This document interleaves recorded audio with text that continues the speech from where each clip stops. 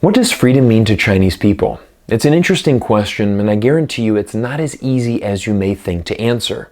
And the reason for that is that freedom means different things to different people around the world. Don't believe me? Well, take a look at this image that was taken a couple of months before the 2020 presidential election inside the United States. Now, the owner of this vehicle was obviously not very happy with then President Donald Trump and decided to take it to the extreme by printing out some profanities and placing it on the back of his window. Now, recently somebody sent this to me and said, Cyrus, this is a great example of why America is the best country in the world. In America, you have the ultimate freedom to do whatever you want to do. If you want to disrespect your leader, you can do that, and you could even put it on the back of your car. He said, Cyrus, I know that you often talk about China, but this is the truth. In China, you do not have freedom because you would not be able to write this on the back of your car in China. And it's really interesting because this man is 100% correct. You would not be able to do this in China. But there's something that he does not understand, and that is the fact that almost no Chinese person would ever want to take it to this extreme, and no Chinese person would look at this action and think of that as freedom. And it's really important that we take a step back and look at the cultural aspect when we're talking about freedom. Now, as somebody that has been doing cross-border consulting and business between North America and China for over 15 years now, this is something that I deal with on a daily basis. How do we foster better relationships between the West and China? This is really one of the main things that I really focus on. And again, this is a really big goal of this YouTube channel, to try to bring more people to understand China. China is incredibly complex. But if we look at America, we can generally say that America is a country that is focused on individualism.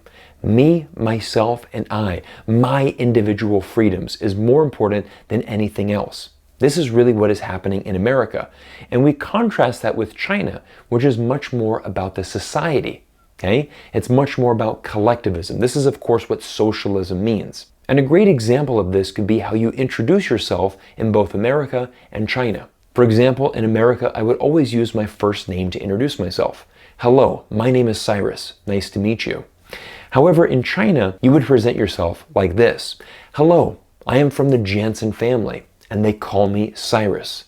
Your family, your tribe, your community, this is what is really valued inside of not only Chinese culture, but really Asian cultures around the world. Now, I guarantee you if a Chinese national was driving behind that vehicle and saw this profanity describing the United States president on the back of somebody else's car, he would not be thinking to himself, wow, this is a great display of freedom. He would think to himself, wow, this man is extremely uneducated. This man is uncultured.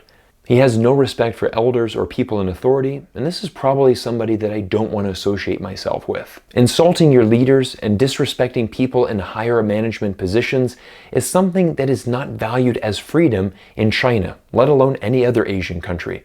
Go to Japan, Korea, Malaysia, Singapore, try to do something like this, and again, you will see yourself with a very big cultural difference. But let's go ahead and answer that question. What does freedom mean to Chinese people? Well, every day I get dozens of emails from people all over the world and really wanting to share some of their stories. One of my newest Patreon subscribers recently sent me this email where he decided to share what freedom means to him as a Chinese national. Freedom to me means the following: a roof over our heads, food on the table, good quality sanitation, access to affordable health, transport, and education, living in a safe and secure environment. Now, improving citizens' lives, providing better pathways to jobs and a more secured future, investing in infrastructure. We all know that this has been a very big thing for the Communist Party of China over the last 30 years. I've documented on many videos the amazing poverty alleviation that China has been able to achieve over these past 3 decades. And I'm going to give you an example of how this really impacts the daily lives of citizens in China. Take, for example, this tweet that was sent out from Danny a couple weeks ago. This is a train station in Guangzhou versus a train station in New York City, USA. Let's take a look at these pictures in more detail. Again, this is a very common sight that you'll see in subway stations all over China. It doesn't have to be Guangzhou, you can be in Shanghai, Beijing, Chongqing. There are dozens of cities with high advanced metro systems, some of the fastest and most advanced bullet trains around the world. If you were going to grow your local economy, you'd need to invest in infrastructure. And unfortunately, this is something that the United States does not do. I mean, this is an actual picture of the Chambers Street subway station in New York City. And this is something that the United States simply does not prioritize. We do not prioritize reinvesting into our infrastructure. Go to our airports, go to our subway stations. Many of them are completely run down, very far behind, and quite simply, there's just not enough budget or time to get these projects done. And it's really sad for me as an American citizen because our federal budget spends over 53% of it on military expenses. We maintain over 800 military bases around the world, but unfortunately, we don't even take care of the most important things, the United States citizens. And that is a freedom that many Americans are actually missing. Take, for example, this tweet that was sent out in August when the United States decided to suddenly pull out of Afghanistan. This gentleman shares, "Our country spent $300 million every day for 20 years in Afghanistan. And this is the result of the streets of Boston."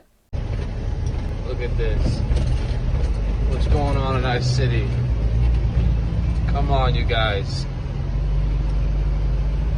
This is crazy. Like, you can't make this stuff up. Welcome to Boston. Crazy.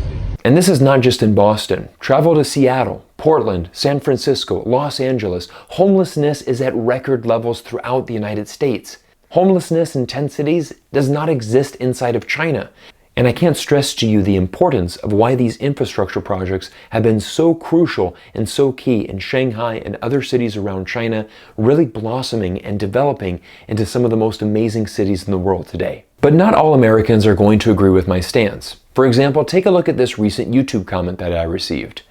"I'd rather have freedom without safety than to be safe without freedom." Now, a great example of what this person means would be the use of firearms inside of America. We already know that America has the most amount of guns in the world, the most amount of gun crimes, school shootings, homicides. We lead the world in all of these statistics. And this is a really interesting phenomenon. Whenever there is a school shooting or a mass shooting inside of America, inevitably there's a group of Americans that come out and say, well, if the teachers had guns inside of schools, everybody would be safer. And again, we have to contrast this with what Chinese people are thinking. If a Chinese person heard this, they would be thinking to themselves, well, in China, we don't have guns, so we never have to worry about gun safety because we're already safe. And again, this is really one of the most important elements that is very crucial for Chinese citizens, living in a safe society. Now in China, you're going to have more surveillance. In China, you're not going to be able to have this personal freedom of owning a firearm. But the interesting thing is that you don't need one. Whereas in America, many American citizens feel that they have to have a gun in order to be safe. And again, this is why I keep reiterating this point, that so many of the problems that exist between America and China really do boil down to cultural differences. But for some Americans, there's one point that always comes up, and I'm going to address that as well. Cyrus, then why not give the people of China universal suffrage, the right to vote and to choose their own government? That's freedom. Now, this is a really interesting thing, and this is something that I've heard from a lot of Americans.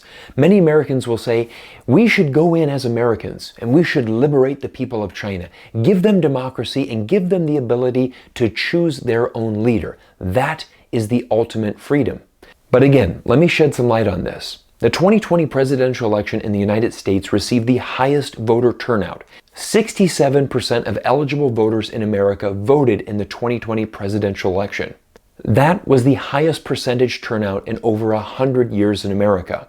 But what that still means is that 1 out of every 3 Americans decided not to vote. If voting for your leader was truly the most important thing for people's freedom, then I think you would have 100% of people voting. Do you want to know who one of the 33% was? Myself. I did not vote in the 2020 presidential election.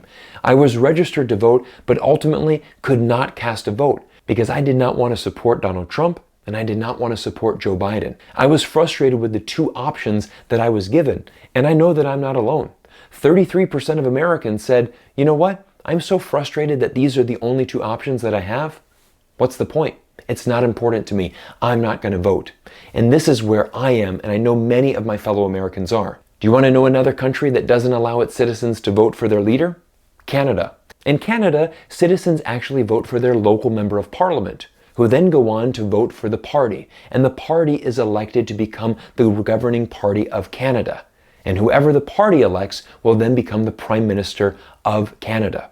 Justin Trudeau is the Prime Minister of Canada. And there is not a single Canadian citizen that voted for Justin Trudeau to become the Prime Minister of Canada. Every country has a different system, and it's really important that every country finds something that is suitable for its citizens. Take a look at this graph from Bloomberg Opinion. This is the shares of global GDP based on purchasing power parity. 50 years ago, China was dirt poor, and today it is richer than ever. And again, this is the most important thing for Chinese people, the opportunity to live a better life in the future, and that your children and their grandchildren are going to have better jobs, education, safety, and to live a better life. That is the ultimate freedom, and that is what has been being delivered to China very much over these past 30 years. I'm going to close today's video with a message from one of my Chinese followers. The biggest issue in China is that we see education as a meal ticket rather than the development of a discerning mind and a questioning of fundamentals.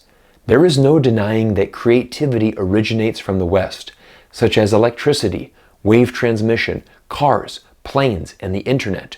We Asians possess problem-solving skills to innovate with a goal-driven mindset.